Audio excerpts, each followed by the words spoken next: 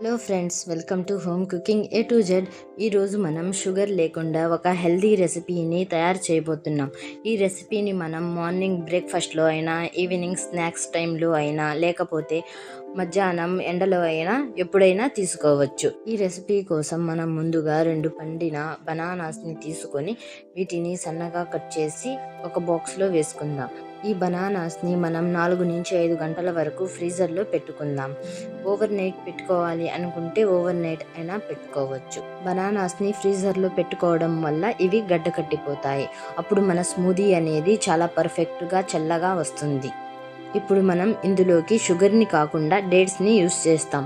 దానికోసం నేను ఒక బనానాకి 3 డేట్స్ని తీసుకున్నాను. మీరు ఈ క్వాంటిటీని తక్కువైనా చేసుకోవచ్చు, లేకపోతే ఎక్కువైనా చేసుకోవచ్చు. చూడండి, ఇక్కడ మనం డేట్స్లో నుంచి గింజలను మొత్తం సపరేట్ చేసేసుకున్నాం. ఇలా సపరేట్ చేసుకున్న డేట్స్ని మనం ఒక మిక్సీ జార్లోకి ట్రాన్స్ఫర్ చేసుకుందాం.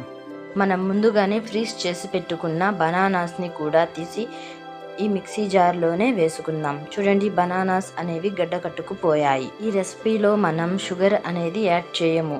మీకు కావాలంటే కొంచెం షుగర్ కూడా యాడ్ చేసుకోండి.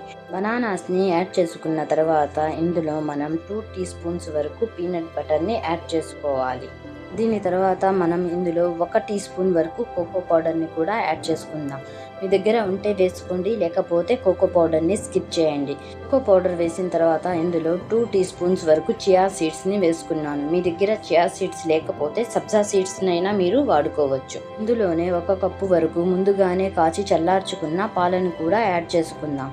అన్నీ యాడ్ చేసుకున్న తర్వాత దీనిని మనం బాగా స్మూత్గా మిక్సీ పట్టుకుందాం.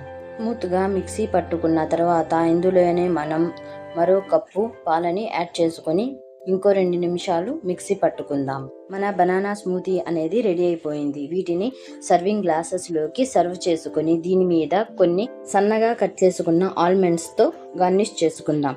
ఇంతే ఫ్రెండ్స్, మనకి ఎంతో హెల్తీగా సింపుల్గా బనానా స్మూతీ అనేది రెడీ అయిపోయింది.